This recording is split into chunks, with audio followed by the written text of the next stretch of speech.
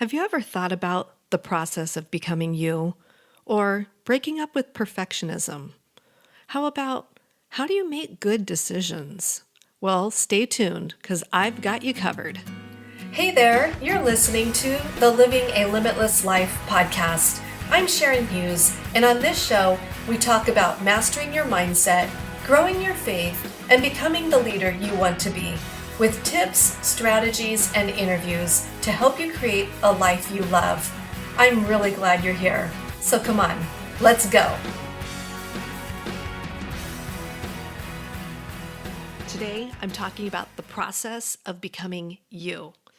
I know what you're thinking. The process of becoming you. I'm already me.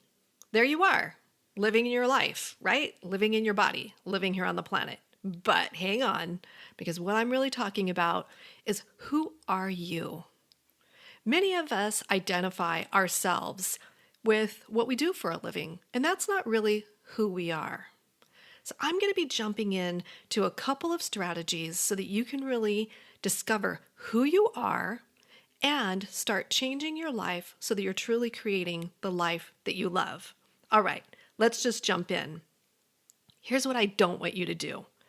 Don't allow the illusion of perfectionism to get in the way of doing good or great things. Now, if you've listened to my debut episode, you know that I had a pretty rough upbringing. Well, there was a time in my life that went on for a very long period of time where I wished I was anybody but me. Because, quite frankly, I didn't like myself. And I certainly didn't love myself. That stemmed from a lot of the things that went on when I was growing up. I was not loved and valued and wanted when I was little. So I didn't learn how to love myself. So if you haven't listened to the debut episode, go back and check that out. But here's what I want you to know, is that we should always be in the process of becoming our best selves. That growing your mindset, growing your skills, whatever skill set you bring towards your career or the skills that you use as a leader or even as a parent in your family. Those skills need to improve all the time because what worked, say, 6 months ago or a year ago or 5 years ago is not necessarily what's going to work for you today. And if you keep doing the same things, you've heard the saying that if you want to get new results, that you've got to do something new, right? So it's that same philosophy is that you've got to do new things. Also, you don't want to become stagnant. If you're not growing, you're not pushing yourself, then you're going to become stagnant. And what that looks like is wah, wah, life on the couch, right? Just binging on movies and eating bonbons and nothing's really happening. We don't want that. What we want is an amazing, beautiful life you love. So, first off, we're breaking up with perfectionism. So once again, don't allow the illusion of perfectionism to get in the way of doing good and great things. All right, let's be really honest. How many of you have fallen into the perfectionism trap? I totally did, you guys. When I was in my early 20s, I started modeling. Okay, and it was swimwear modeling. But that's probably not the best thing for a young woman that's already got self-worth issues going on. There was so much pressure to be thin and to be fit. And living outside of LA, here in California, it was like that whole industry standard and belief that everybody is so fit, so beautiful, so healthy, and reaching all their goals. So why aren't you? Okay, it's a big fat lie. But I went through this tremendous struggle of self-worth because 5 pounds was going to dictate self-worth issues. And there was a day I opened up my medicine cabinet and I saw the line of diet pills, all the over-the-counter stuff that you can get, all the fat burners, all that type of stuff in there. And I was like, Sharon, what are you doing? Like, this is not healthy. It's not healthy physically. It's not healthy emotionally, mentally. It was tearing me apart to not be perfect. And I believed, here you go, I believed I had to be perfect to be worthy of being loved. Stop the presses. Is anybody out there feeling like that? That you've got to be perfect or you don't deserve to be loved? Okay, big fat lie. So let's just break up with perfectionism right now. Let's go back to the process of becoming you. Here's a few questions and we're going to break them down. Who do you want to be? Who do you want to be? Write down the qualities you've observed in others that you want to take on.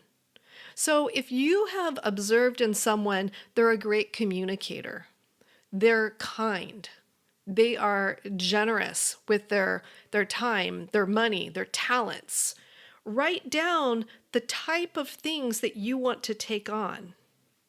And then the next question is what is it about that person and these qualities that you're drawn to? What is it you really like about him or her? If you don't write these things down and really think about it, you're going to keep blowing in the wind. Honest to God. I'm not going to lie to you guys. This show is to bring you truth, at least truth as I see it. And I hope you see it this way too, because I want you to have the best life and I want you to break through the limiting beliefs. So once you've written down who do you want to be, and all the qualities that you've observed in others that you want to take on. And then you've written down, what is it about that person? What is it about those qualities that you're drawn to? See, you're really unpacking the what, the who and the what, and the why. Why do you want to be like that? Then we're going to talk about finding the strength to make different choices for yourself. This is huge. This is pivotal.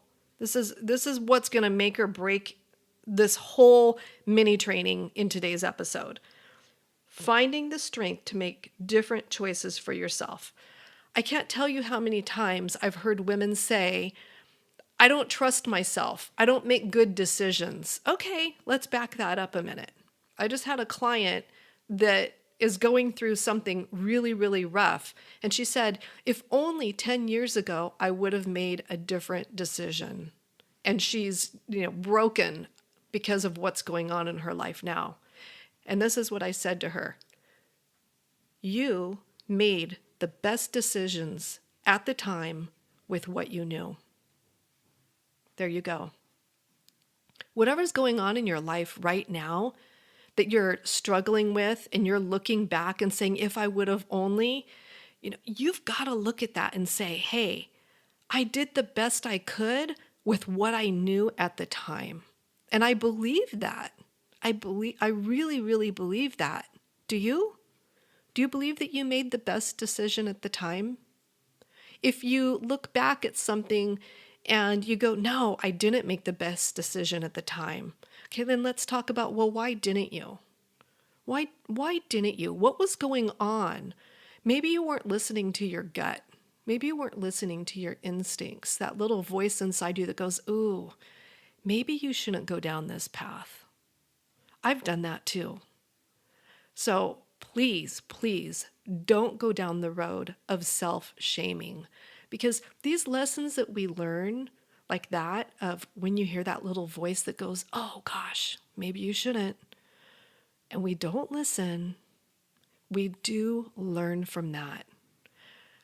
If you've grown up where you were not taught how to listen to yourself, how to trust yourself, and then you're coming down the road and going, ooh, I did hear that little voice inside me and I didn't listen. That it's okay. It's okay, because there's still time, because here you are now, there's still time for you to start learning to hear those little whispers within you.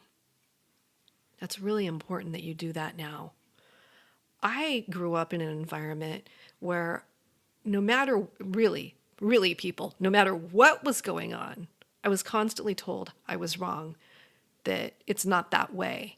And what that does is it really causes you to completely start doubting yourself and you're observing something and somebody's telling you no, you're wrong, and you really come to the edge of going, am I losing my mind? Like it was such a toxic environment that I grew up in. But here's the thing. It was all I knew because I was born into the family dynamics that did that. Once you get older and you start getting out there a bit and you start seeing other things, that's when you can pivot and you can start saying, hey, you know what? That's not right. That's not right. I see what I see. I know what I know, and I'm going to trust in myself to make the best decisions. Okay, so here's a way to make the best decisions, and I call this values-based decisions. Are you ready? Write down at least 10 things that you value. So it could be honesty, integrity, hard work, kindness. Write them all down. I'm going to have a cheat sheet for you to grab down in the show notes so that you can just print out a list of different values just to get your juices going. Because sometimes it's kind of hard to just sit down and go, oh, what do I value? Maybe you value faith, family, finances, financial stability, those type of things. You might value charity and hospitality. You may have read or heard that book, The Five Love Languages. There's a lot of truth into that. It's like, what is your love language? Do you value acts of service? Words of affirmation. I think words of affirmation is one of mine for sure. So that's a really good book that you could check out also. So you're going to write down your list of values. Then every single time you need to make a decision, you're going to go back to that list and go, does this decision line up with my core values? If it doesn't, then you want to really rethink that decision. You want to be able to look also at, if I make this decision, what impact is that going to have on my life now, my family, maybe my business partner or my romantic partner? What decision is that going to have on my finances, my education? And then just sit there and unpack it. You don't have to make a decision immediately. If you have something pressing and it's just like the huge decision, like 5 minutes, go, that's so much pressure to make a decision in that 5 minutes time that you might need to pass. I don't think making a really big decision in a short amount of time is always the best thing for you. Quite often, it can turn out right. I'm not talking about those times that you're taking a risk and you're just not quite sure of your ability. Because I do subscribe to the say yes and then figure it out, because you really are capable of so much more than you actually think that you're capable of. But if you need to make a high pressure decision and you don't have enough time to sit with it and weigh out the consequences of either way that you go with that decision, you might end up making the wrong decision. I also believe that you need to have around you a group of people, or at least one person that you can count on to be a sounding board and to speak truth back into your life. If you don't have that person, then I would encourage you just to get involved in your community, reach out. There's a lot of people that are willing to be mentors, even at your church, your school, different community leaders. You need somebody that you can go to and go, this is what I'm looking at. Tell me what I'm missing. That's a really big question to ask. And it's one of the bravest things that you can ask of whoever you're going to. You can say, what am I missing? You might be surprised that they're going to be like, you know what, you are right on track. Or they might say, hey, have you looked at it this way? What about this option? And that can really save you a lot of time, money, and the frustration or even heartache of making a wrong decision. So let's go back over that again. First, who do you want to be? Write down the qualities you've observed in other people that you want to take on. And second, really define what it is about that person, those qualities that you're drawn to. What is it you like about that person? Like, really get to the root of that. And then third, finding the strength to make different choices for yourself by defining your values. And remember, it's a process. I can't emphasize that enough to you. It's a process, and you're gonna be okay. Break up with perfectionism and keep being you. All right, friends, if you found value, please share or leave a comment or a review. And until next time, I wish you every good thing.